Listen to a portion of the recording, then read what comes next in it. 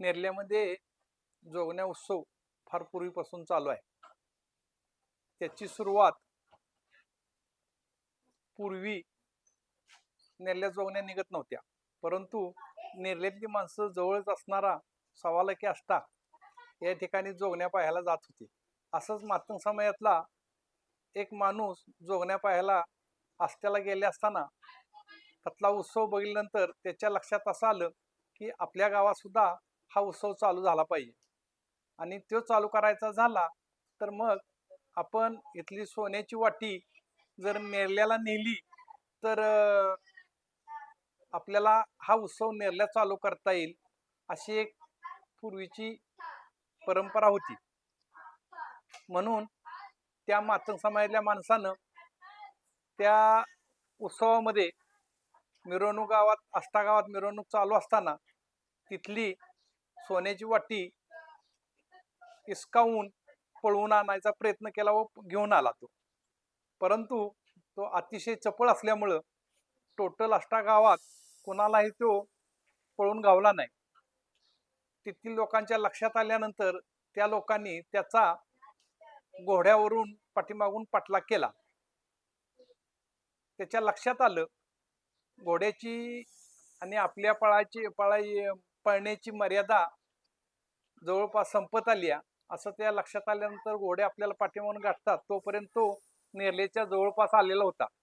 परंतु नेरल्याच्या शेवट यायच्या अगोदर त्या माणसाला काही फुटावर असतानाच त्या घोडेस्वाराने त्याला गाठला आणि हे घोडेस्वार आपल्याला आता मारणार असं त्याच्या लक्षात आल्यानंतर त्यांनी ती वाटी नेरल्यात हराटी नावाचा जो जमिनीचा एक भाग आहे तत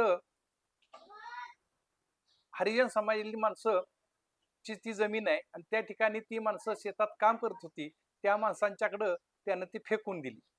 ती वाटी त्यातल्या लोकांच्या लक्षात आलं की हा माणूस आपल्या गावातला आहे, त्यानं आपल्याकडे ही वाटी टाकलेली आहे, म्हणून तिने ती वाटी घेतली व त्यांच्या लक्षात आल्यानंतर ही जोगण्याची वाटीची या माणसानं पळवून आणली. कारण तशी पूर्वी लोकांची धारणा होती, लोकांना हे सगळं माहीत होतं. त्यामुळे त्या लोकांनी ती आणली वाटी आणि नेरल्यात पाटील समाजामध्ये सगळ्यात मोठं कुटुंब किंवा मोठं पाटीलपणा भाऊपणाचं प्रमुख म्हणून दत्तात्रय रामचंद्र पाटील यांच्या घरी आणून ती वाटी दिली आणि त्यापासून नेरल्यात जोगण्या उत्सव चालू झाला. मग जोगण्या उत्सवाची सुरुवात जोगण्या हा अमावस्ये दिवशी अमावस्येच्या आदल्या दिवशी चालू होतात निघतात. त्याच्या आदल्या दिवशी दिवा गावातून काढला जातो, त्या दिव्याची पूजा केली जाते. त्या कुंभार समाजाकडे तो मान आहे. कुंभार समाज हा नांगऱ्याच्या वाड्यातून जोगण्या निघतात तत एक मडखं घेऊन येतो, तत कणकीचा दिवा तयार केलेला असतो.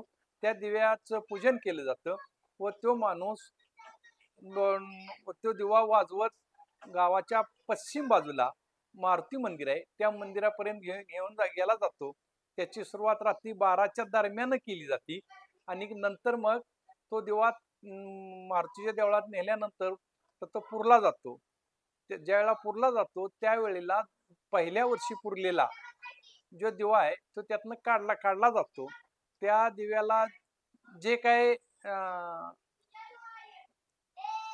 वाळवी किंवा मुंग्या किंवा मुगळं असं काहीतरी त्या दिव्याला झालेलं असतं आणि ते जे निघतं त्या दिवा काढताना त्याच्यावर इथली लोक पाऊसमानाचा किंवा ऋतुमानाचा अंदाज बांधतात व या वर्षीचा पाऊसमान किंवा ऋतुमान असं राहील याची एक अंदाजे तयार केलेली पूर्वीपासूनची परंपरा आहे, त्याच्यावर ते ठरतं.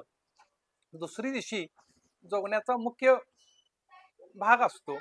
त्यावेळेला सकाळी चावडीत प्रत्येक समाजातील माणसांच्याकडे हा मान आहे आणि त्यासाठी चावडीत प्रत्येक समाजातल्या माणसांना बोलवलं जातं आणि तिथं ओटी वाटपाचा कार्यक्रम घेतला जातो. ज्या माणसाकडे ओटी दिली जाते त्या समाजातल्या त्या कुटुंबातल्या आळीपाळीनं नंबर आलेला असतो. ते ठरतं यावर्षी कुठल्या कुटुंबाकडे पाळीनं नंबर आलाय, मग ज्याच्याकडे ती ओटी दिली जाते त्या वर्षी त्या माणसाला जोगा किंवा जोगी होयाचा मान मिळणार आहे हे निश्चित केलं जातं. त्यानंतर हे वटीवाटपाचा कार्यक्रम झाल्यानंतर त्याच वेळेला पहिल्यांदा सुरुवात म्हणून गावात दैत्याची मिरवणूक काढली जाते. दैत्य म्हणजे त्याला पिसं म्हणलं जातं. ते पिसं सकाळी साधारणपणे 11:30च्या दरम्यान चालू केलं जातं. ते दैत्याच्या वेशात पिसं प्रत्येक घरापर्यंत जातं. घरापर्यंत गेल्यानंतर त्या कुटुंबाच्या उंबऱ्यावर गुळ खोबरं पूर्वी ठेवलं जातं. अलीकडं नारळ सुद्धा ठेवला जातो. पण पूर्वी परंपरेनं खोबऱ्याची वाटी आणि गुळ ठेवला जातो व त्याच्या हातात असणाऱ्या लिंबाच्या ढाळा त्या कुटुंबाच्या उंबऱ्यावर आपटला जातो की जेणेकरून त्या ढाळ्याचे काही पानं लिंबाच्या ढाळ्याची काही पानं त्या कुटुंबाच्या घरात उंबऱ्यावर पडतात. ती पडली की त्या कुटुंबाला भूत्य पिशाचाची बाधा होणार नाही अशी या गावातल्या लोकांची कल्पना आहे. अशी या जोगण्याची सुरुवात होती. त्यानंतर पुन्हा साधारणपणे हा कार्यक्रम 3 वाजेपर्यंत चालतो पिशाचा सगळा, कारण 2 पिशी झालेले असतात. ती 2 पिशी पूर्ण गाव फिरत असल्यामुळं त्यांना 3 3:30 वाजतात. त्यानंतर पुन्हा 4 वाजता सर्व ज्यांना वट्टी सकाळी दिलेली आहे 11च्या दरम्यान 9 वाजता आम्ही सगळी पाटील मंडळी चावडीत जातो. 11 वाजेपर्यंत वटी वाटप होतं. ती वटी ज्याला ज्याला मिळाले ती माणसं आपला स्वतःचा पेहरावा पोशाख किंवा मेकअप करायला सुरुवात करतात आणि मग ही सगळी पेहरावा केलेली माणसं नांगराच्या वाड्यात जमा केली जातात. हे प्रत्येक समाजाकडं प्रत्येकाच्याकडे वेगवेगळं आहे. ह्या जोगण्याची जी ही आहे ती मुख्य जी जोगी आहे ती आमच्या गावातल्या गुरव समाजाचा त्याचा मान आहे व जोग्याचा मान आहे तो सुतार समाजाकडे आहे. त्यानंतर दुसरा जो मान आहे दुसरा जो मान आहे तो कुंभार समाजाकडं जोगा असतो. परी समाजाकडे जोगी असती. न्हावी समाजाकडं जोगा असतो. चांभार समाजाकडे जोगी असती.